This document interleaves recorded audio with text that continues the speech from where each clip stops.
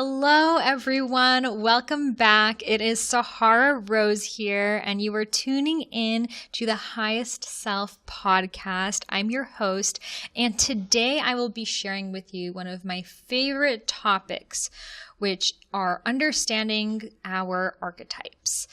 So, what are archetypes?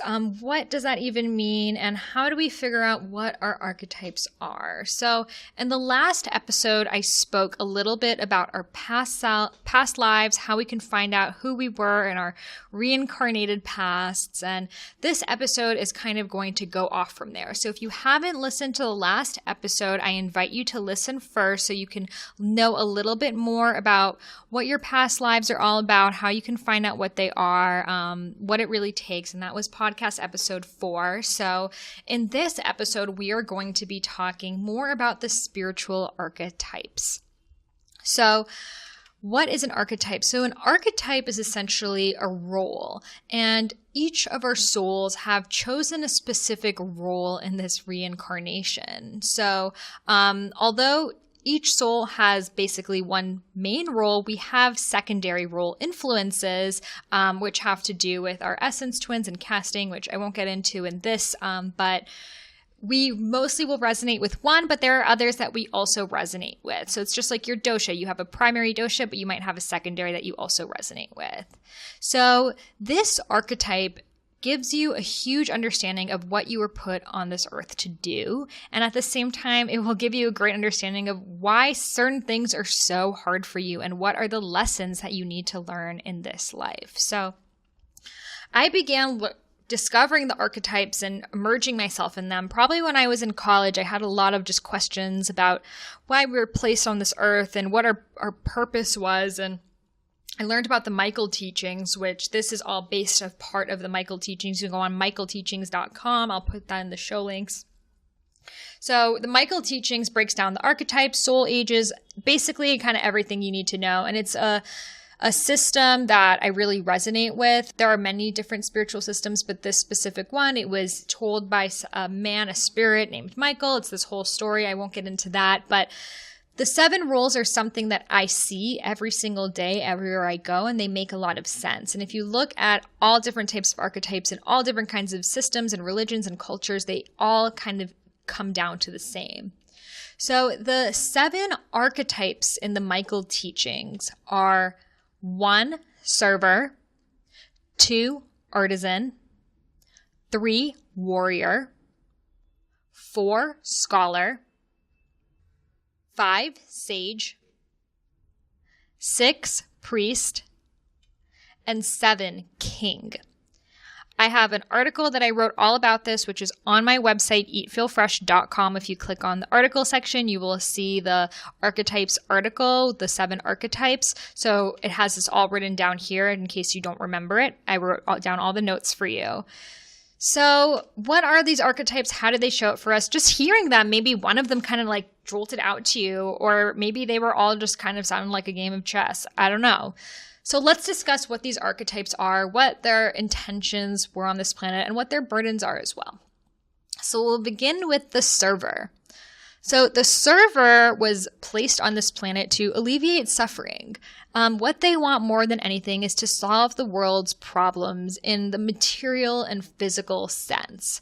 So the servers are basically the ones who are always there helping other people. They are nurses, social workers, mothers, even doctors. They have a strong tendency towards domestic living. So a lot of times like housewives are the server category, grandmothers are the server categories, and they carry the burden of everyone around them, but they oftentimes have a hard time asking for help themselves. So it relates to the kapha dosha of being there for everyone else, but when you need something, you feel like it's rude to ask. So kaphas also carry this server archetype. So servers are about 25% of the population. So a large percentage, and I think a lot of that percentage is female. So like Mother Teresa would be a really famous server. She was obviously put on this planet to serve others.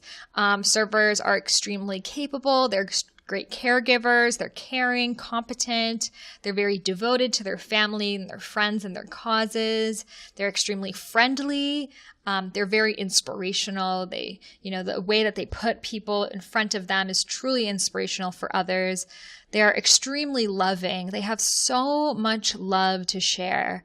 They're very nurturing. They're motherly. At the same time, they're practical. You can come to them when you need something and they'll get it done for you. They're very sweet, trustworthy. They're warm. They're sensible. So servers comprise actually the largest population in the world, the highest percentage of the world's population, because so many of us were put on this planet to help others. So what the server does is they kind of work behind the scenes and they like to work on a one-on-one level. So they oftentimes find themselves as therapists or just healers, practitioners, massage therapists. They like to feel that they're helping people. They make excellent nurses, doctors, things like that. We definitely need more of them in the medical industry, that's for sure. But what happens when you're too giving?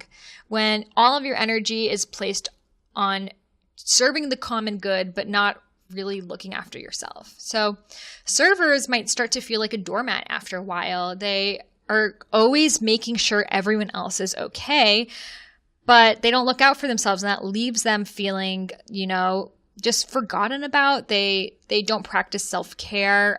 They oftentimes gain weight because of that. They obviously don't practice enough yoga and take baths and things like that. They're just too busy helping people.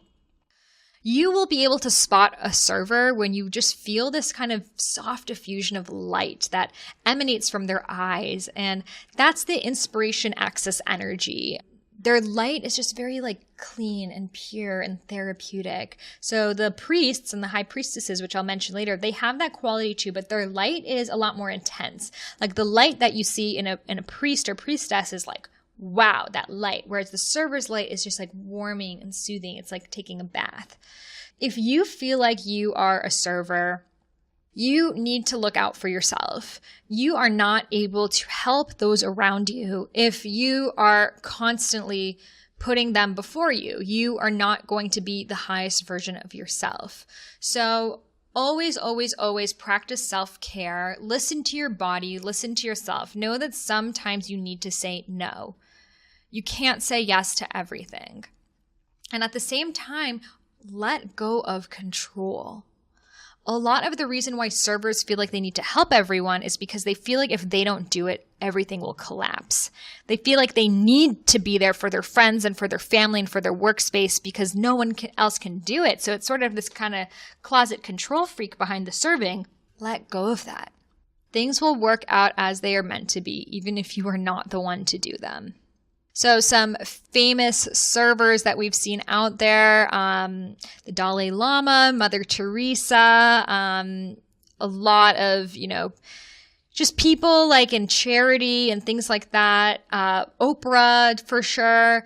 They are just so giving, but they just have to make sure that they're provided for as well. So after we have the giving servers, we have the artisans. So the artisans are extremely creative. They are sort of the vatas. They are expressive, they're fresh, they're imaginative, they're constantly reinventing the wheel. They're very original, they tend to be stylish, they're spontaneous. They are always just looking for the next thing. So artisans are obviously into the arts, but they're also into engineering, computer programming, physics, science, web design, all of these things. They're always looking for ways to create something. So for them, they don't see the world as this sort of one direction, omnidirectional space. They see it as a fan that can flow in so many directions. So that's, again, the vata, the wind, the movement that they're really feeling. They're constantly picking up on ideas and things, and their frequency is super high. But what they struggle with is keeping their attention in one thing for long enough to complete it. They oftentimes, just like the vatas, start tons of projects and end up not finishing them all because then they get excited about the next one and the next one, and they love to begin things, not to finish things. So artisans, they are very metaphysical. They are always looking for, well, what's the higher purpose here? They're looking at the world in like cool ways. Very trippy. They're very into like geometric patterns and sacred geometry and things like that.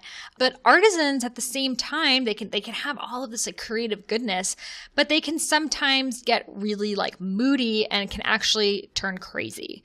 So with all of the movement and flow going on in the artisan's mind, sometimes that can just turn into too much, and it turns into anxiety. It turns into just irritability. And they just don't know how to handle it all. And it's really important for them to stay grounded, to stay present, to regain that grounding earth kapha-like energy. Otherwise, they can really spiral out of control. Artisans tend to get bored with like the everyday 9 to 5 kind of workspace. They really need to be challenged. They need freedom. They need, that creative space. But they also have to find that strength from themselves to finish it and like stay in some sort of like routine or habit. So artisans tend to be writers, actors, engineers, composers, even surgeons. Surgery is a very artistic thing. Carpentry is also very artistic as well. You will recognize an artisan because they're always just like making something, they're doodling, they're drawing something. Their Instagram is probably like super creative. They're always taking really cool photos. They just see the world in a totally different frame of eyes. So if you are an artisan and you're something like that, it's so important for you to stay in a space of creativity, because the moment that you stop creating, your juices cease to flow.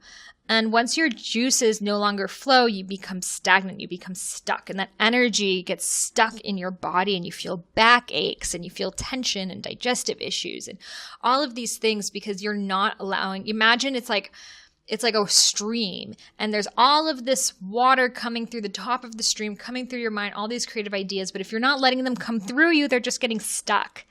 And then the water is going to begin to flood, and you're going to feel heavy and resistant and angry and impatient and things that artisans were not meant to feel. So if you have this inventive mind, use that, because your genius was given to you for a reason.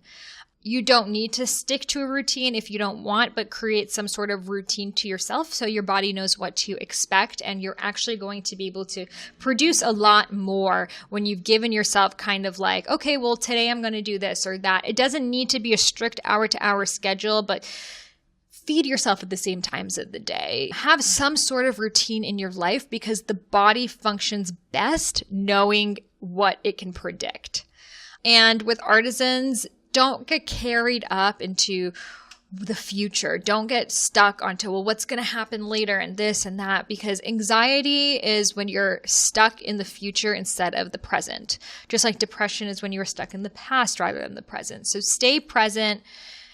Allow yourself to get deep in thought, but then come back to this moment, because if you're always just stuck thinking about the future, you're going to miss out on it. So after the artistic artisans, we have the strong yet humble warriors. So the warriors, they are the protectors of the society. They are the movers and shakers. They get things done. They are pitta energy in full force, full of fire. So they are amazing at setting goals and getting them done. So I have a lot of pitta energy in my mind. You can see I set the intention for this podcast yesterday, and I'm on episode 5 now. So when pitta's up and about, you're like, yes, I'm going to do it, and there's no stopping me. And it's a really good feeling.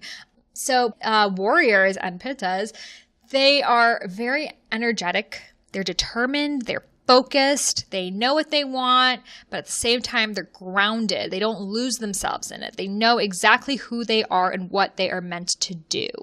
They don't have that same artisan vata energy that kind of loses itself sometimes. They are like kind of firmly planted, but at the same time, very energetic.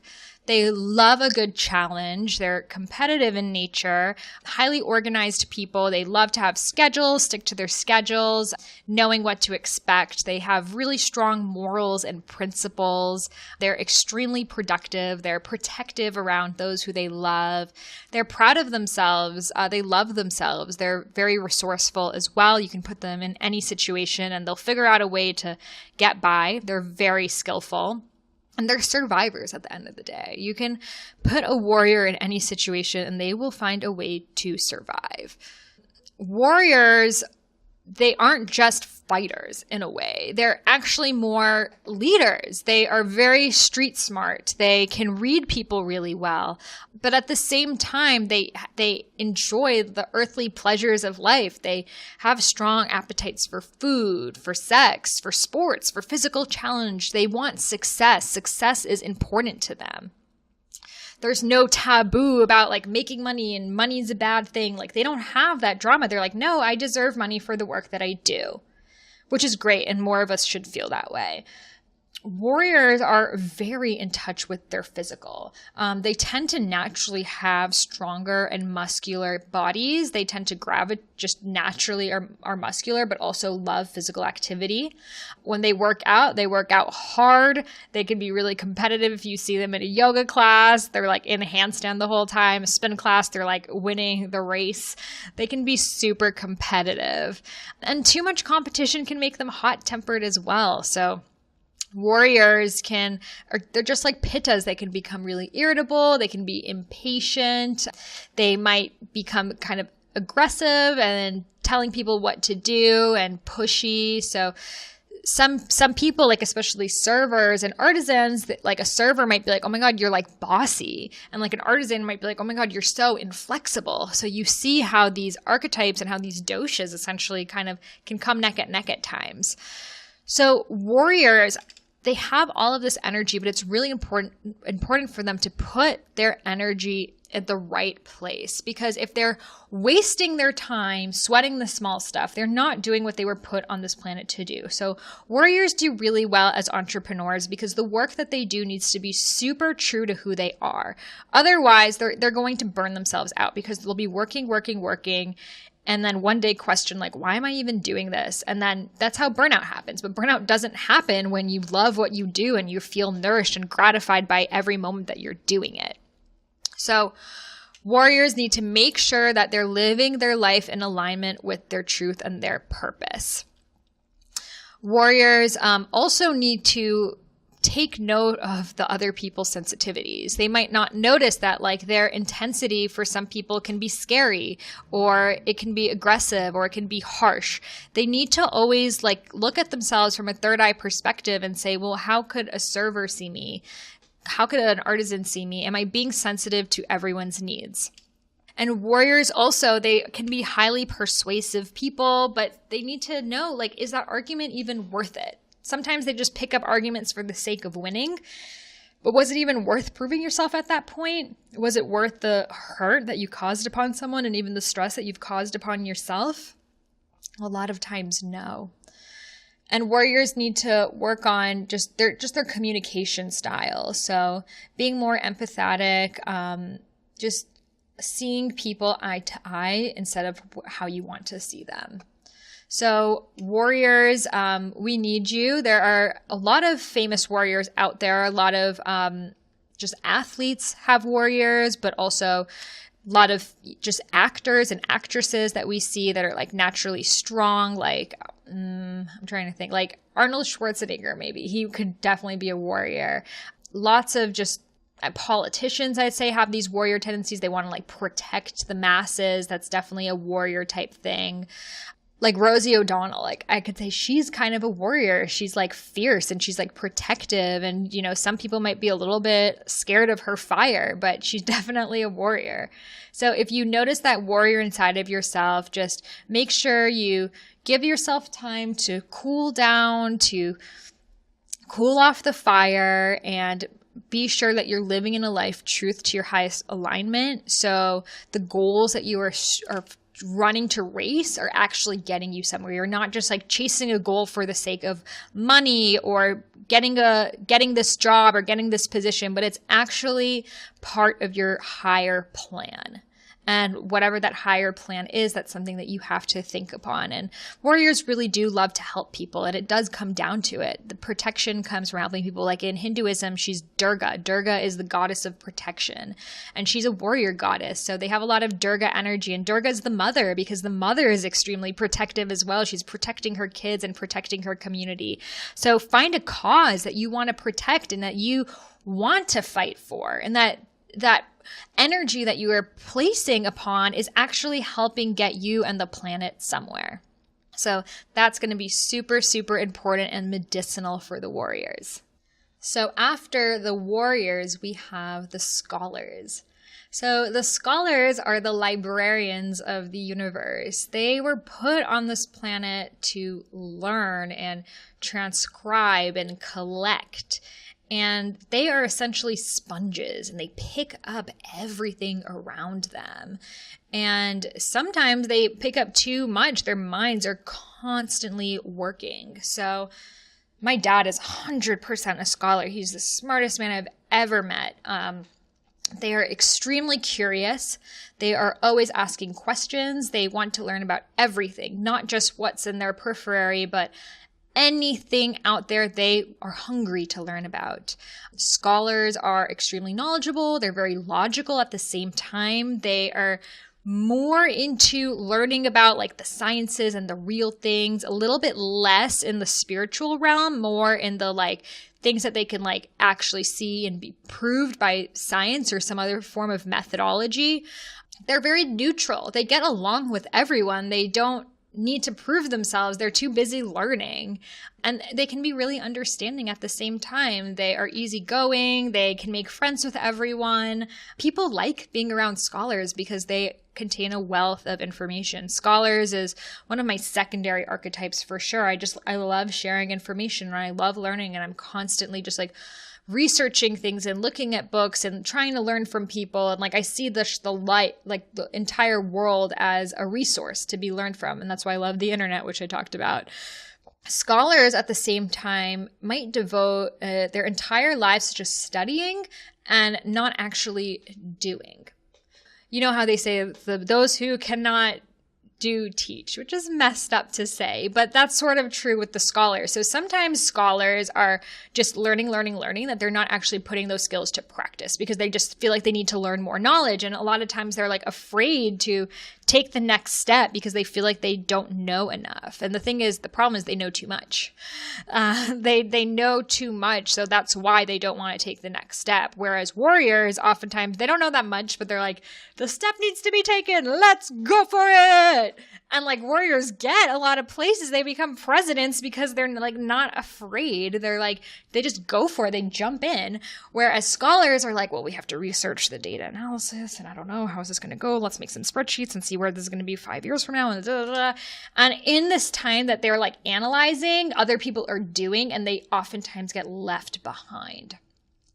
So a lot of times with scholars, I've noticed there's resentment. There's resentment of how can people be so short-sighted and how can they jump in things and it doesn't make sense, but it actually comes from their own anger that they have not found the courage to take that step themselves.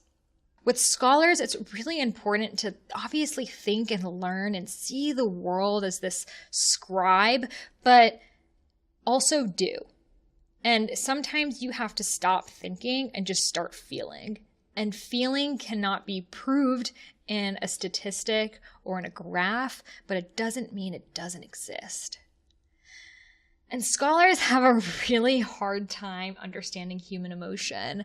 For them, it's like, well, the world is supposed to be as it is. And like, this is just how things are. And like, the people die and this and that. And they see it black and white where it's 1,000 shades of gray and orange and silver and every color in between. So scholars need to see that, it's not always by the book. There's no right and wrong. There is no black and white.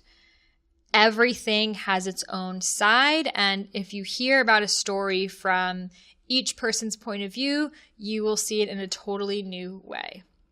With scholars, on the con side, they can sometimes be a little bit arrogant. They feel like they know everything and that there isn't nothing left to learn. So with someone that they see that, well, if they're not going to learn from you, then why should they talk to you? I mean, I think we've all been around a scholar that's made us feel that way before. It's like, well, you're not smart enough for my time.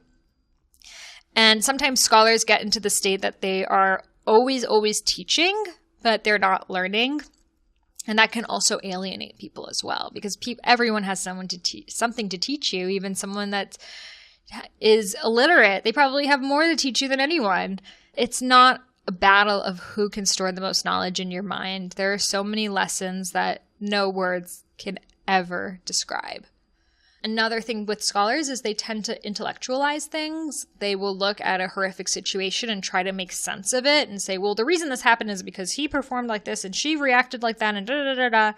And it's like, no, like when your friend is telling you that her husband got mad at her for something, just like feel for her. Like you don't need to make sense of it. You don't need to like give your hypothesis. Just be there for her. And scholars can sometimes be seen as overbearing because they think they know what's right. They might know the right way of doing it, but that's not always the best way of doing it, and it's not always the right way for all people. And on the flip side, sometimes they can be passive. Sometimes they just let things happen and they don't take a stand because for them, they're too busy thinking and they're sort of like in their own world, and they can be very abstract that they're not doing. They could be too theoretical. They're focused on, well, like, what is the purpose of life? When it's like, hey, no, like we got bills to pay. So, I mean, you definitely see that a lot in LA. Like people are like, well, in my meditation practice, this came to me, that to me. And it's like, okay, but we need to pay for gas. And like, sometimes you need to also like come down to planet Earth too. Scholars, I would say it's most related to the Vata dosha because it's very heady, it's very in the mind, and they need to tune back in with their bodies. They need to feel the kapha, feel the earth, they need to feel the fire, feel the warrior, and that is going to make them feel whole again and allow them to use that knowledge for good and act upon it and help people with it.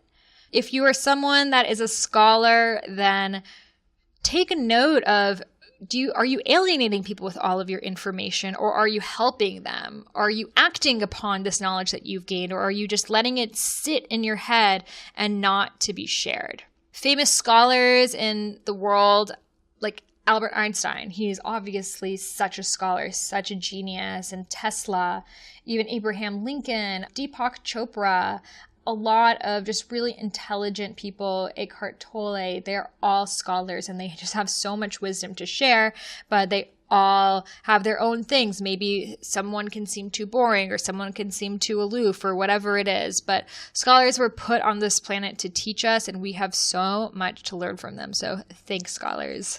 So after the intelligent scholar, we have the expressive sage.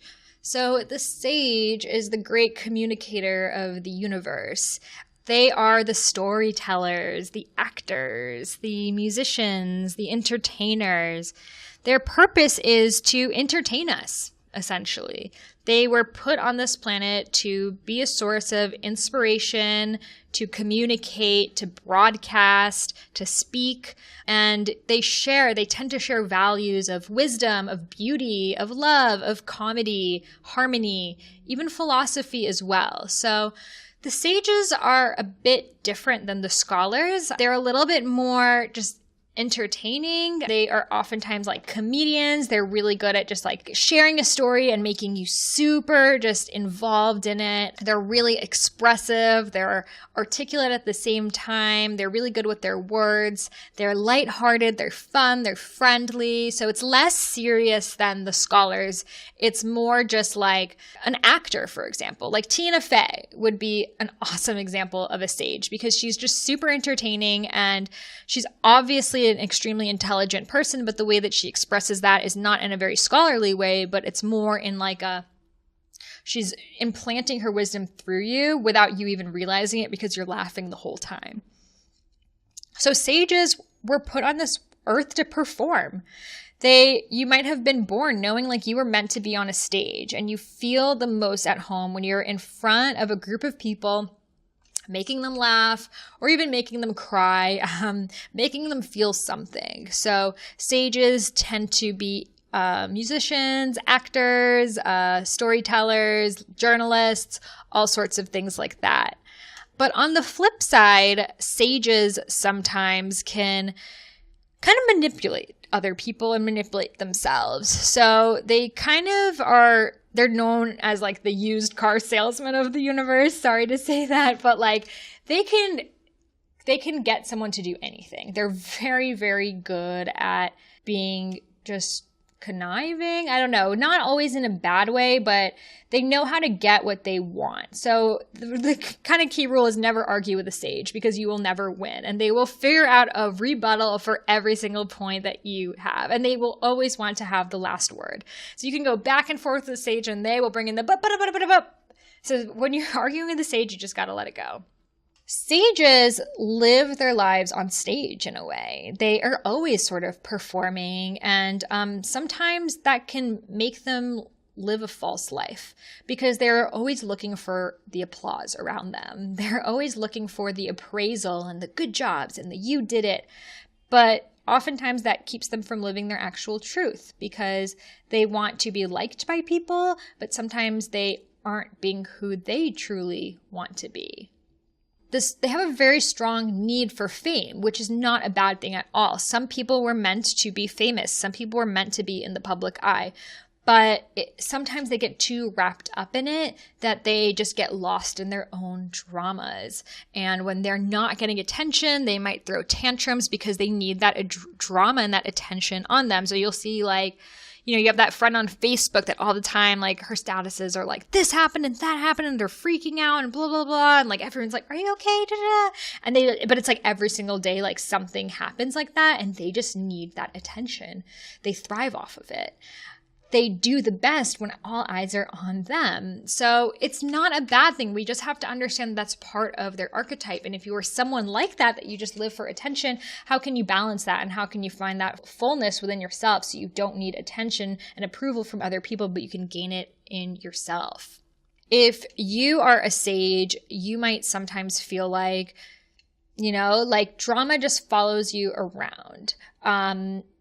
You might feel like people lie to you a lot. You might get into situations that people use you. And maybe you came in with an open heart, but like the industry has sort of made you have like a black shell around it.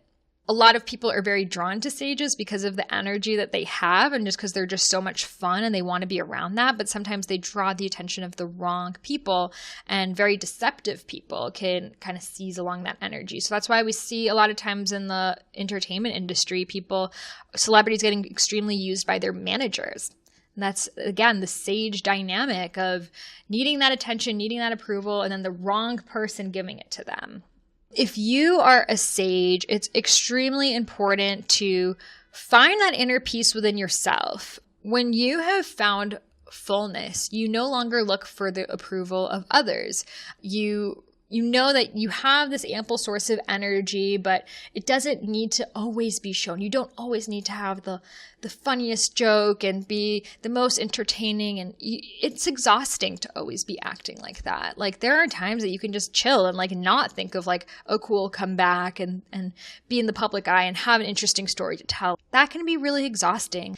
It's important for sages to just realize they can just be and they don't always have to pretend. And, the same feeling that servers feel that they always have to help people, sages feel like they always have to entertain people. And entertaining is their way of helping the world. Without the comedians, like the people on the Daily Show and Jon Stewart and like people like that, our world would be a worse place. We need that sort of sense of humor. So I really look up to the sages for being able to bring that in, but they have to be able to balance that out with like going inwards and not always, having to be seen and heard and before an audience. So if you're a sage, just work on that inwardness, focus less on how you look to others and more upon how you look within yourself. If you are in love with a sage, you have a friend who's a sage, then give them the recognition that they want. It really means a lot for them. And sometimes the smallest gesture of, that was awesome, you were really funny, or like, that's really insightful, it means the world to them. So if you can tell that they're looking for that, give it to them, but at the same time, don't feel like you have to feed the ego. And a lot of us work crosses. We can be sage scholars, we can be sage servers, we can be sage kings, which I'll talk about later. So you might feel like that part of you, and it might not be your full self. So I can talk more about the dual things in another podcast episode. So if you think you're a sage, just work on going inwards, and thanks for cracking us all up. So now you may be wondering, well, what's your archetype, Sahara? You know all about these archetypes. Which one's yours? You may have thought maybe I was the server or the sage or the scholar. This one's mine right here, the priest or the priestess. The priestess, I will just call it in the feminine, her purpose is to serve the higher good.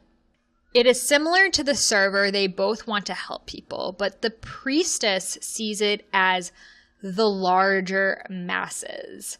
So while the server works really well in one-on-one settings, the priestess feels best when she is healing a group of people at once, because she feels like there is much more that can be done when you're speaking in front of a group of 100, 1,000, 10,000, whatever number of people than just one-on-one.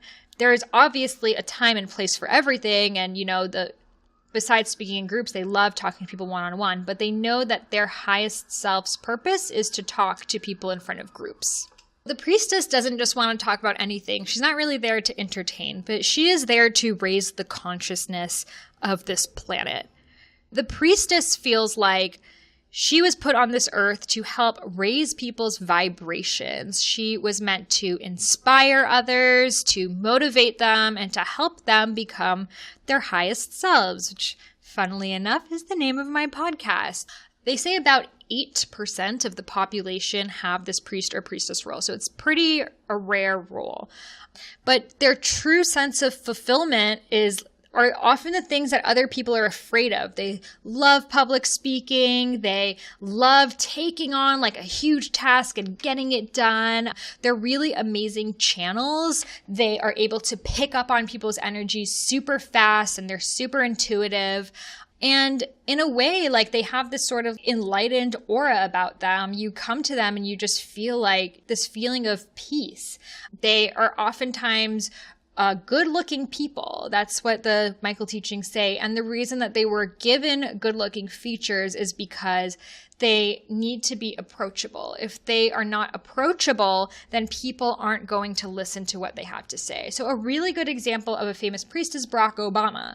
Whatever you think of him, he's very enthusiastic. He's very inspirational. He has this energy about him that makes you want to be his friend. And many say he's a great-looking person. I don't deny that. So people who have the priest and priestess energy, they are very high-spirited, they're brimming with energy, they are really good at just like motivating an audience. They feel their best when they are healing the world with their words. They are very big picture focused people. They're super compassionate. Sometimes they can come off as fiery, but it's the intensity they have is to help people. So sometimes you might hear when I talk, I'm like, la, la, la, la, la, and I'm like, I'm just so into it because I'm so enthusiastic and passionate about what I'm saying. And like, passion is like my word of life. It's always been the word that resonates with me the most, because anything I do it with utmost passion. Priests and priestesses, they have this dynamic energy. They're glowing, but at the same time, for some people, it's way too harsh, and they might look at them as judgmental. They might look at them as just kind of preachy, of course. They might be like, oh my God, you can talk for so long. Aren't you sick of hearing yourself talk? My cousin always jokes with me. She's like, you're like the mullah, which is like an Islamic cleric. She's like, all you do is talk. For me, I'm like, well, I just have a lot to share, and I'm not talking to hear myself speak. I'm talking to educate the masses, but to the outside world, it might just seem like I'm just talking way too much. So it's really important, if you are someone who's a priest or a priestess, to be aware of that not everyone wants your advice. To many other people, they see them as irrational. Priestesses and priests are very into the the utopian, the highest self. They're very spiritual, and other people might be like, oh, well, that's impossible. Like, you're just singing Kumbaya. So people who are maybe like warrior or something, they might be like, oh my God, you're just all talk, but no action. So there can definitely be those faults that happen. And sometimes they can be overly zealous. They want to do and achieve so much that, again, they, like the artisans, they can start a lot of tasks and end up not finishing them. Artisans tend to have more of an issue with this because they're just super flowing and creative and moving. Priests have a lot more fire to them. They have more pitta to them. So they do try to stop what they're doing. Like if they're passionate about something, they will get it done. Like for me, I set the intention for this podcast yesterday, and I've spent the entire day just recording podcast episodes. For me, a fire's been set under my bum and I'm like, get this podcast done. That's priest energy. But other people might be like, that's intense. That's too much. You're not in balance. So you have to take a note of both. It's beautiful to look at both. With priests, if you feel like you are someone who wants to improve the world, you have a vision for the higher good, you don't mind being in the public eye, but it's not really your main focus, but you know that in order for major shifts to happen, you're going to have to put yourself out there. You easily just attract attention. Wherever you go, people just tend to gravitate to you for advice or just for the energy that you have. And you might have always just been a leader in your school, in your community, in your family. You may have been the black sheep in your family, just going off with your own drumbeat. And you were put on this world to inspire people. So don't let other people's, ideas get before you. Don't let them say you're too preachy, you're talking too much. Let that passion fuel through you, because priests, you were given this light and it is your duty to allow it to shine. Some famous priests, I've mentioned Obama was one. I'd like to say Angelina Jolie would probably be one. Who else? Like Bernie Sanders is for sure one. Bernie Sanders is like hardcore priest, but he speaks so well and he just motivates you and he's all about for the higher good. And some people say Bernie's crazy, but he's Bernie, Anyone that their message is really their cause has that priest energy. And again, if you're a priest and you find yourself at a loss and you don't know what to do, find the cause that matters to you most. So it might take a little bit of time. I encourage you to get into different forms of healing, like shamanism is a really good way to channel that priest energy. Anything that's more active, so like something like Reiki would be better for the server, because to do Reiki, you have to be really passive and like allow yourself to just become a medium and a light, and it's very soft energy, whereas priest is a little bit sharper. So shamanism really resonates with fellow priestesses because it's a very earthy, moving, you feel it, you sweat it, and things like that you can feel in your body is really, really good for priestesses. And again, if you're a priest, make sure that you don't come off as self-righteous, make sure you don't come off as, you might come off as too preachy, but try not to give your opinion when it's not needed. Allow people to ask for it or come to you. All my fellow priestesses out there, what's up? And now we're going to go to the very last archetype, guys. The 7th archetype is the king role. And this is the rarest archetype, which is about 4% of the population. Kings are the commanders. They naturally command attention, command power, command authority. A king is a natural born leader. Wherever they are, people come to them when they need advice, they need guidance, they need just to be told what to do. They're managers. They lead less from this place of inspiration and be the light that priests do, but it's more, okay, this is what needs to be done. They have a very commanding presence. They speak with authority. They are perfectionists.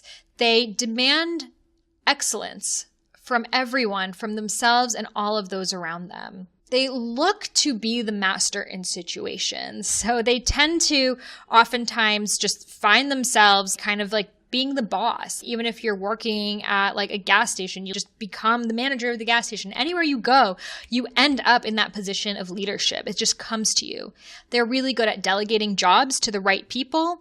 They're good at seeing the big picture.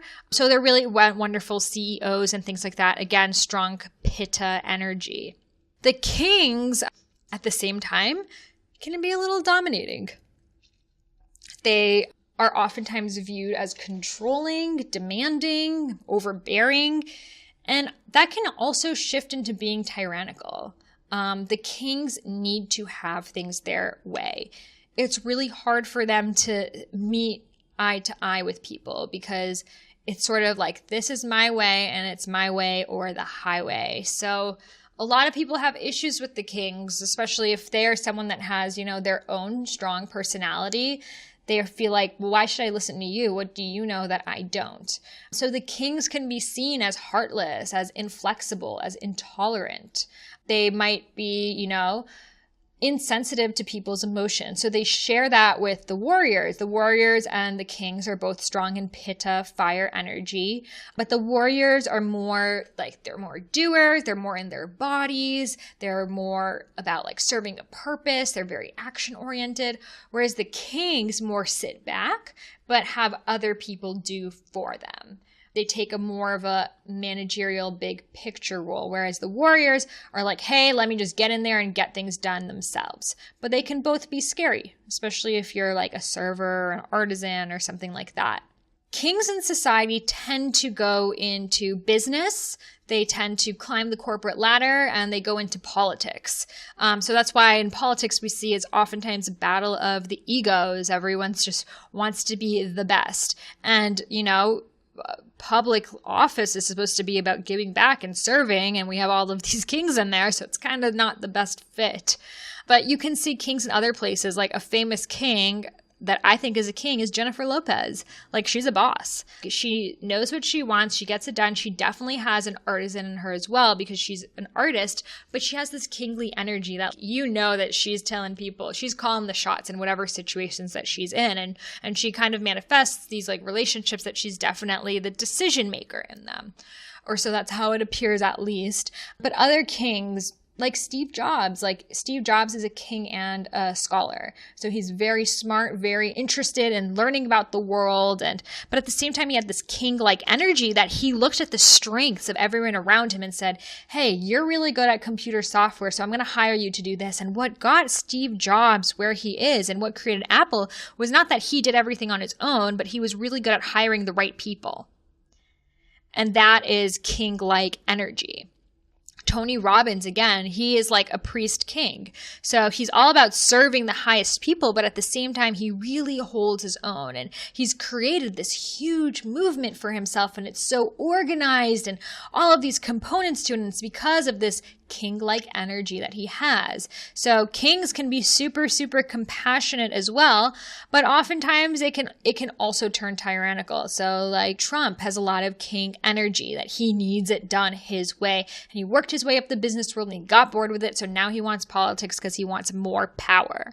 So he's very, very power hungry. And that's the king energy when it gets too much and out of balance. So if you see yourself as a king, you just naturally take control of situations. It's really important for you to be mindful of other people's emotions. You don't need to prove yourself as the best, as the strongest, as the smartest, as number one.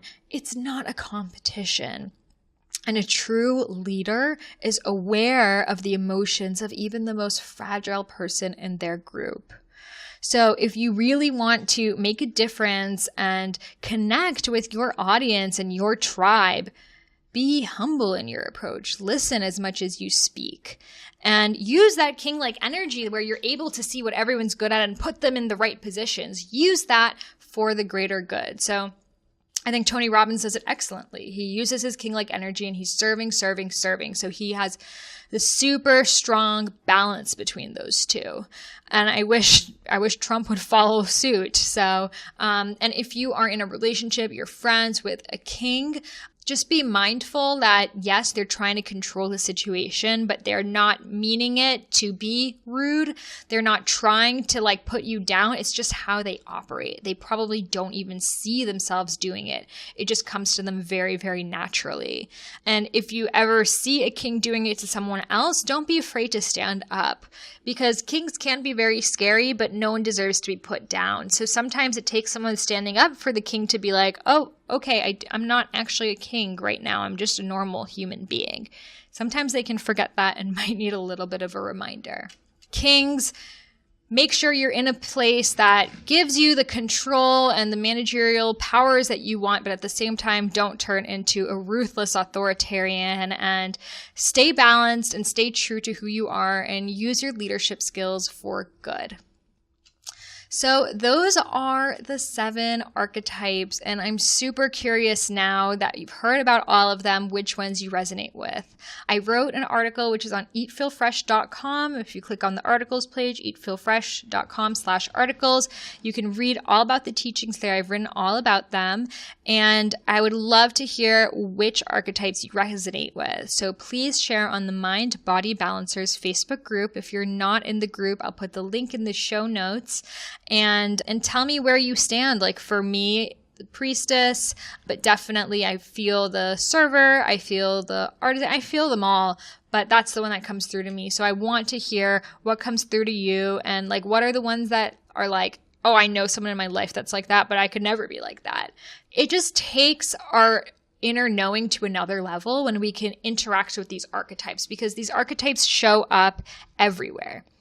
And now that we see them, we're able to recognize them. And when we meet someone, we could instantly say, okay, well, they fit with that sage archetype. So maybe like this is what they're going to be like in friendship and relationship and this and that. And it allows you to become much more perceptive and know what to expect. Now, I'm not saying like go around and immediately judge people based on their archetype, but it adds a tool to your tool shed for perception and for intuition and for awareness. And all of these things help you become your highest self, because to become your highest self, you must be in tune with the world and the people around you.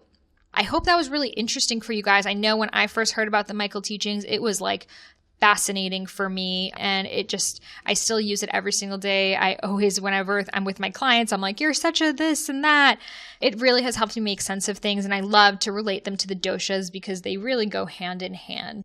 Can't wait to see what you guys post in the Facebook group. And if you have any questions, you can leave a comment on my blog post on eatfeelfresh.com. And can't wait to see you guys, my beautiful archetypes. Bye-bye.